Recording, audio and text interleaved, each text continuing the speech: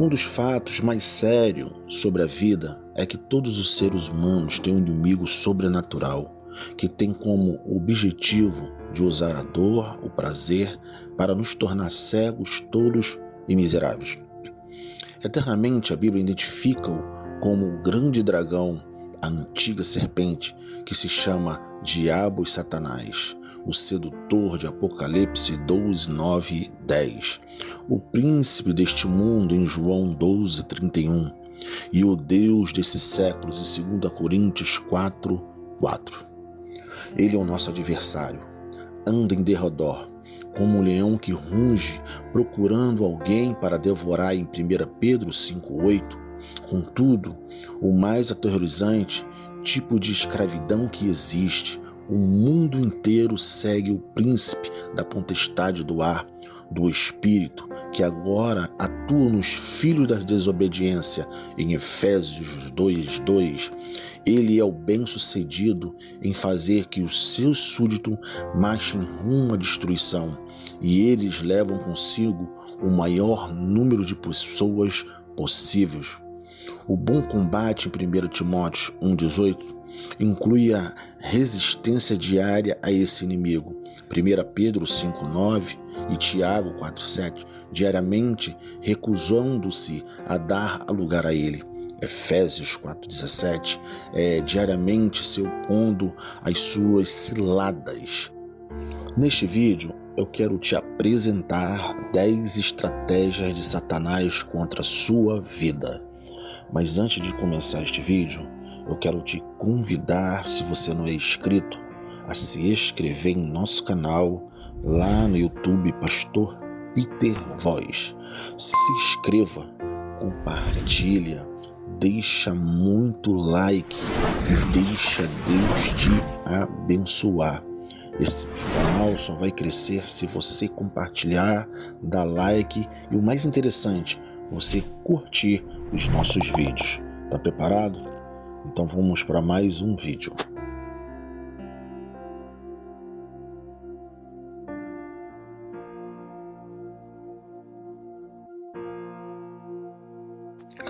Número 1. Satanás mente e é o pai da mentira. Quando ele profere mentira, fala do que lhe é próprio, porque é mentiroso e pai da mentira.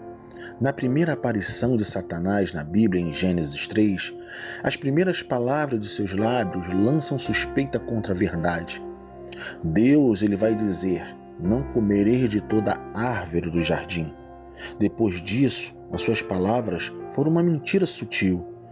E Satanás vai dizer: é certo que se comer, não morrerás.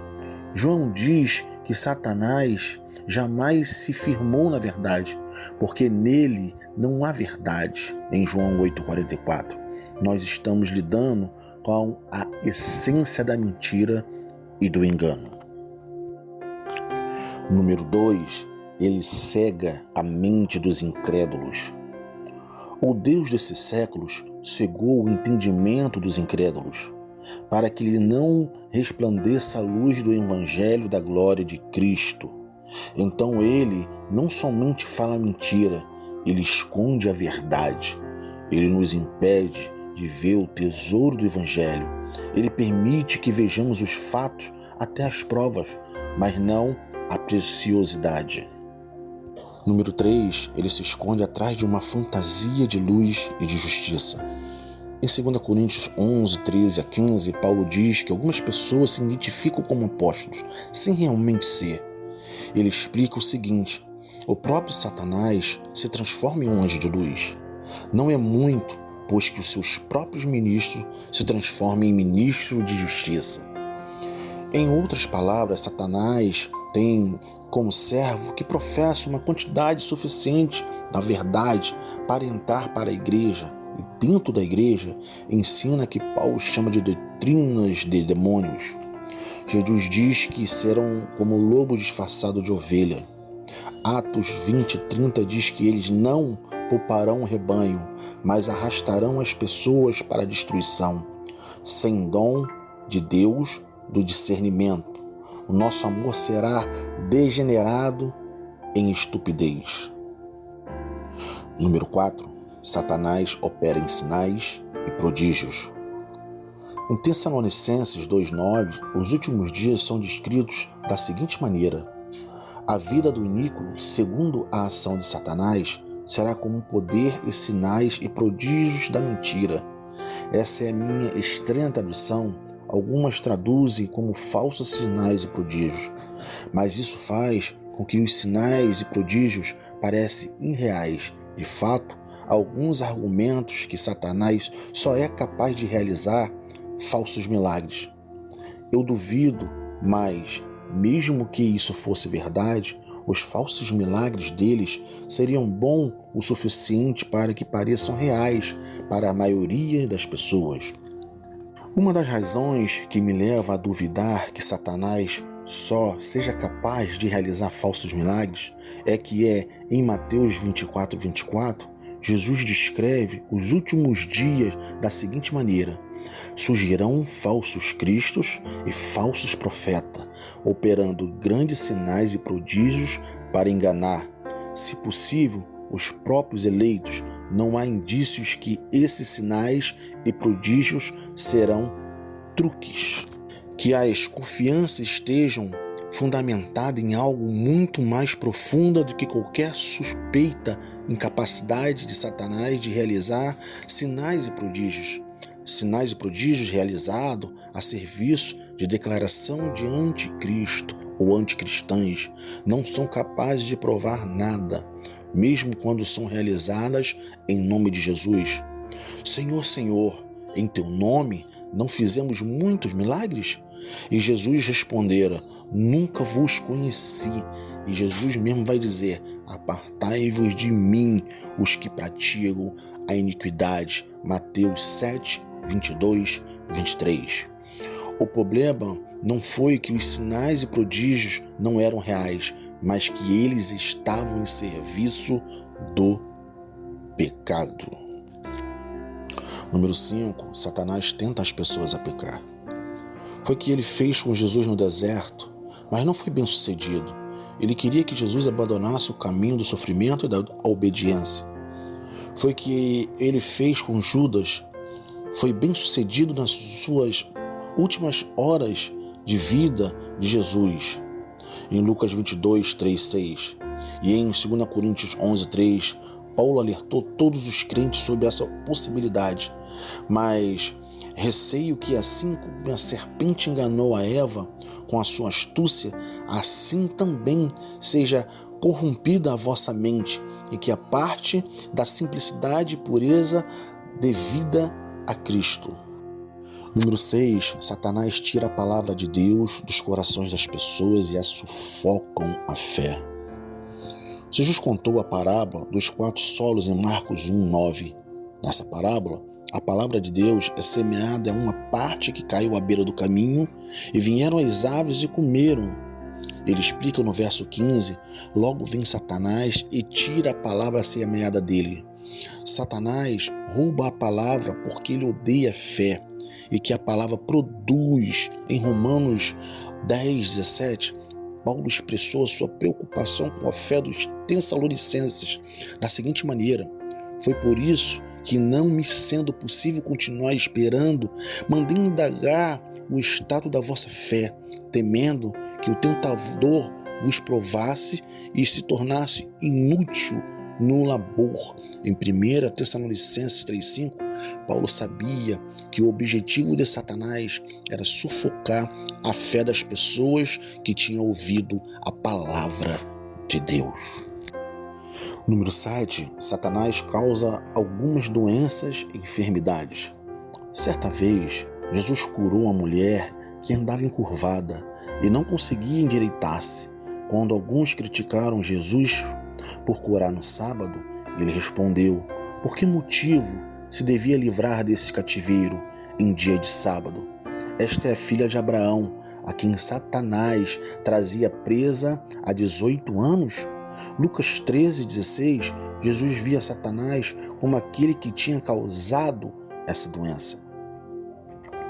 Em Atos 10:38, Pedro escreveu que Jesus, como aquele que andou por toda parte, fazendo o bem e curando a todos os oprimidos do diabo.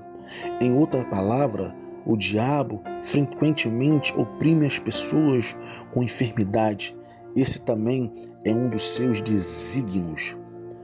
Mas não cometa erros de afirmar que toda doença é obra do diabo.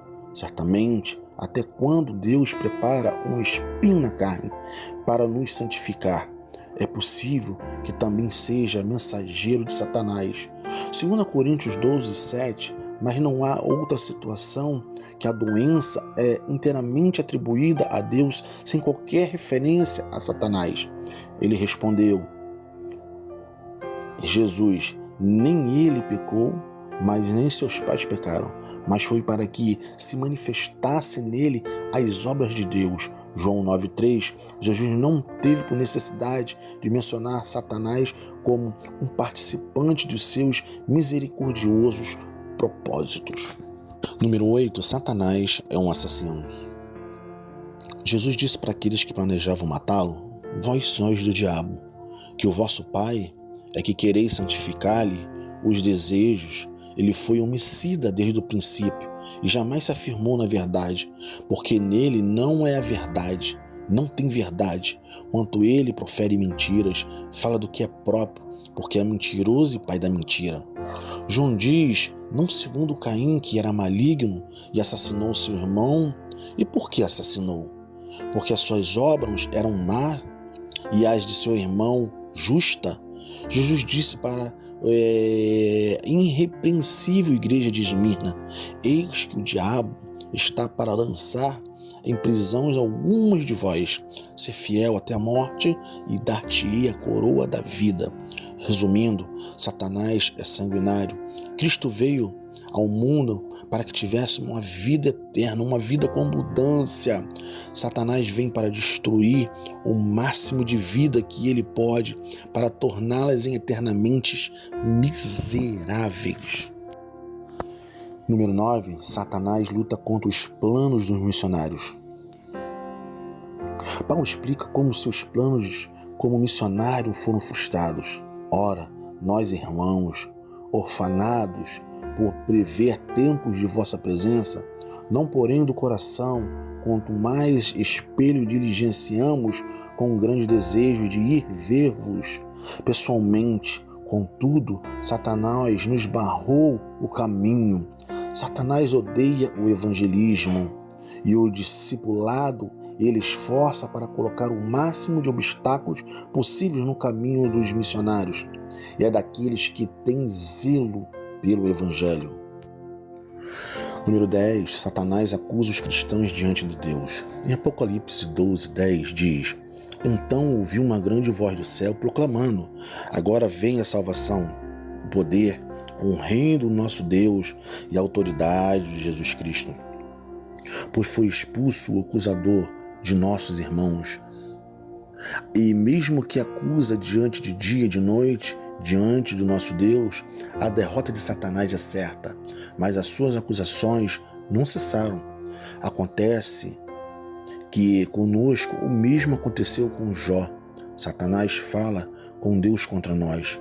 Ele não te ama, nem de verdade, eles amam aos teus benefícios. Entende, porém, a mão em tocar-lhe tudo quanto ele tem, e verás que ele blasfemará contra ti em sua face. Jó 1:11. A fé deles não é real.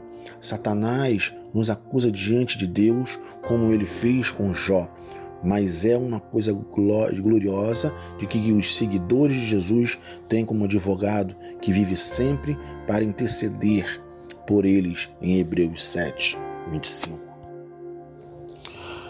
O diabo ele não brinca de ser diabo, porque ele é diabo.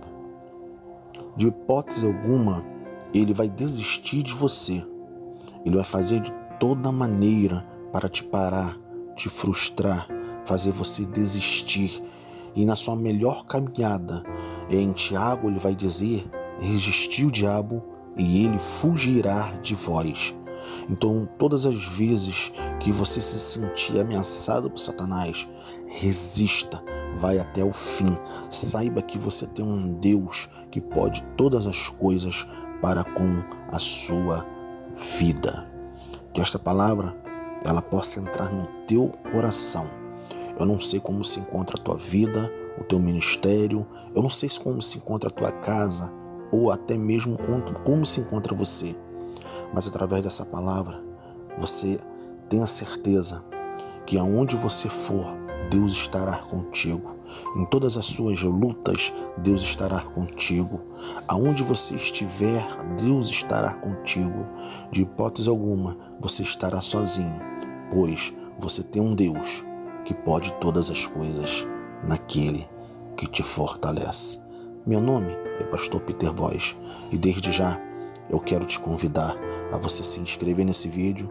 Se inscreva, compartilhe, manda para o seu vizinho, para a sua igreja e deixa Deus te abençoar. Não se esqueça, se inscreva para que esse canal ele venha a crescer e atingir inúmeras pessoas que precisam ouvir a palavra de Deus. Graça e paz. Tchau, tchau.